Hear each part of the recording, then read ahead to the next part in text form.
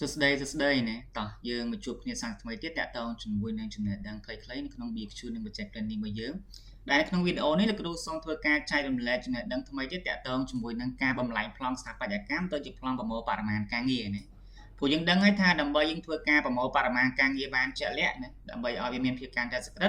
គឺយើងត្រូវការប្លង់ណាអញ្ចឹងឥឡូវនេះយើងមានប្លង់ហើយអញ្ចឹងថាតើយើងបំបែកប្លង់យ៉ាងម៉េចណាពីប្លង់អាកាតិចដែលជាប្លង់ដើមវានឹងទៅជាប្លង់ប្រមូលបរិមាណការងារដើម្បីជំរុញឲ្យការងាររបស់យើងក្នុងការប្រមូលបរិមាណការងារហ្នឹងគឺមានភាពរហ័សរហួននិងលឿនណាហើយមានភាពងាយស្រួលបត់បែននៅពេលដែលយើងធ្វើការកែប្លង់នៅពេលក្រោយជាហោជាក់ស្ដែងក្នុងនេះលោកគ្រូលើកយកនៅគម្រោងមួយណាដែលយើងក្នុងនេះគឺយើងមានប្លង់ជាន់ផ្ទាល់ដីណាប្លង់ជាន់ទី1ប្លង់ជាន់ទី2និងជាន់ដំបូងណាអញ្ចឹងនេះគឺជាប្លង់អាកាតិចណាខាងប្លង់ស្ថាបត្យកម្មរបស់យើងអញ្ចឹងដំបូងក្នុងការធ្វើការសម្រួលប្លង់គឺយើងរក្សាប្លង់ដើមគេសិនណាយើងអត់ប៉ះពាល់គេទេបន្ទាប់មកលោកគ្រូធ្វើការចម្លងប្លង់ហ្នឹងចេញមកខាងក្រៅមកណាចេញ copy វាចូលមកចឹងលោកគ្រូធ្វើការ copy ប្លង់គ្រប់ជាន់ណាដែលលោកគ្រូយកសិក្សាហ្នឹងអញ្ចឹងយើងប្រើ comment មួយគឺ CO enter ណាបន្ទាប់មកយើងធ្វើការចម្លងមកខាងក្រៅមកពេលដែលលោកគ្រូចម្លងមកខាងក្រោមហើយយើងចាប់ផ្ដើមធ្វើការសម្អាតណាអញ្ចឹងដូចឈ្មោះសម្គាល់នេះគឺយើងអត់ត្រូវការប្រើទេយើងលុបចោលទៅណាព្រោះតិចទៀតយើងត្រូវការ copy ប្លង់ច្រើនទៀតអញ្ចឹងបើយើងទុកទៅវាអាចធ្វើឲ្យកុំព្យូទ័ររបស់យើង slow អញ្ចឹងណាអញ្ចឹងហើយបានយើងត្រូវការសម្អាតវាណាបន្ទាប់ពីលោកគ្រូសម្អាតហើយលោកគ្រូចាប់ផ្ដើមធ្វើការ export សិនណាយើងបដូរ color វាទៅជាពណ៌យ៉ាងប្រផេះទៅដើម្បីស្រួលក្នុងការគៀបរិមាណការងារនៅពីលើណាអញ្ចឹងលោកគ្រូប្រើ comment មួយគឺ explode ណាបន្ទាប់មកយើងធ្វើការបដូរពណ៌វាទាំងស្រុងណាបដូរពណ៌ទាំងស្រុងមកយើងយកជាពណ៌ប្រផេះណាអញ្ចឹងយើងឃើញហើយនេះមុនហ្នឹងគឺមានពណ៌ណាទៅតាមប្រភេទនៃប្លង់ដើមរបស់យើងណាគឺយើងទៅមើលខាងលើយើងដឹងហើយណាគឺយើងមានក្រហមណាមានពណ៌ខៀវអញ្ចឹងទៅតែក្នុងនេះគឺលោកគ្រូបដូរទៅពណ៌ប្រផេះអស់ហើយណាដើម្បីងាយស្រួលក្នុងការប្រមូលបរិមាណការងារបន្ទាប់ពីលោកគ្រូ explode ធ្វើការផ្ដាច់ហើយនឹងបដូរពណ៌នៃប្លង់យើងទាំងស្រុងហើយលោកគ្រូចាប់ផ្ដើមធ្វើការ block វិញណាហើយដើម្បីយើងចាំបាច់ block ចូលគ្នាបើលោកគ្រូអត់ block ទេនៅពេលលោកគ្រូចុចរបៀងមួយនេះឃើញវា load ដាច់អញ្ចឹងណាអញ្ចឹងយើងពិបាកមែនតើអញ្ចឹងយើងត្រូវការ block វាចូលវិញណាអញ្ចឹងលោកគ្រូប្រើ comment មួយគឺ B ណា B enter block ហ្នឹងហើយយើងធ្វើការតាំងឈ្មោះមួយចុះឥឡូវលោកគ្រូធ្វើការតាំងឈ្មោះវា B មួយចុះណាដើម្បីប្រើប្រាស់អញ្ចឹងនៅពេលដែលលោកគ្រូ block ហើយគឺយើងឃើញថាអ្នកប្លង់របស់យើងចុចតែមួយទៅគឺវាដើរទាំងស្រុងហើយណាអញ្ចឹងតាក់ទងជាមួយនឹងប្លង់ជាន់ទី1ណាជាន់ទី2ដំបូលដូចគ្នាដែរទេតែលោកគ្រូលើកយកឧទាហរណ៍តែមួយទៀតក្នុងនេះគឺតាក់ទងប្លង់ចំតដីនេះអញ្ចឹងបើយើង block ហើយគឺយើងចាប់ផ្ដើមធ្វើការបង្កើត layer ការងារយើងមួយណាព្រោះការងារយើងធ្វើការមាន layer ដើម្បីយើងងាយស្រួលក្នុងការរកប្រមូលបរិមាណណាបន្ទាប់មកយើងបញ្ចូលទៅបង្កើតឈ្មោះថ្មីរបស់យើង layer មកណាអញ្ចឹងតាក់ទងនៅក្នុងឈ្មោះហ្នឹងបើសិនជាយើងបង្កើតជាទូទៅលោកគ្រូឲ្យប្រើលេខ1មុនណាព្រោះកាលណាយើងប្រើលេខមុននៅពេលដែលឈ្មោះ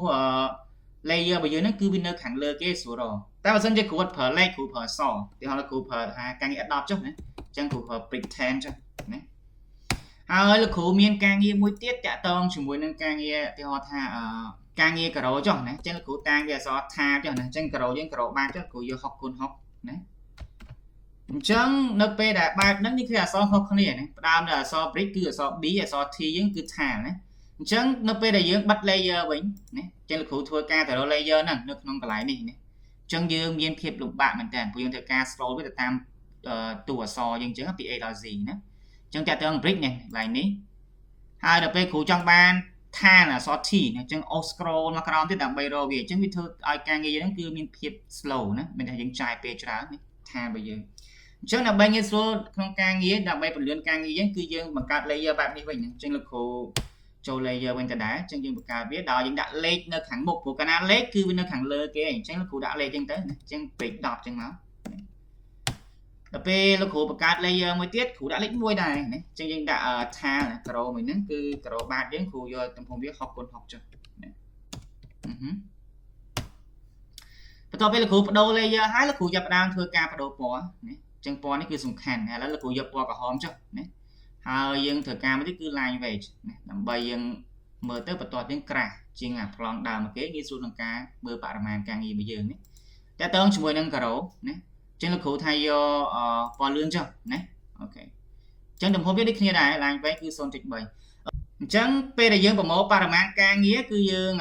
ចាប់ផ្ដើមឈរនៅលើ layer របស់យើងហ្នឹងអញ្ចឹងឃើញនេះដែលលោកគ្រូដាក់ឈ្មោះឃើញណាយើងដាក់លេខ1អញ្ចឹងទៅឃើញវានៅក្បែរគ្នាណាអញ្ចឹងលោកគ្រូចុច print 1ទៅ បន្ទាប់មកលោកគ្រូធ្វើការបង្កើតនៅណាឈ្មោះរបស់យើងនេះចឹងយើងចូល insert ឈ្មោះមកចូល text មកនេះចឹងនេះលោកគ្រូចុច text ទៅចឹងលោកគ្រូវាយថាadopt ចុះណា text read 10ណាការងារ adopt របស់យើង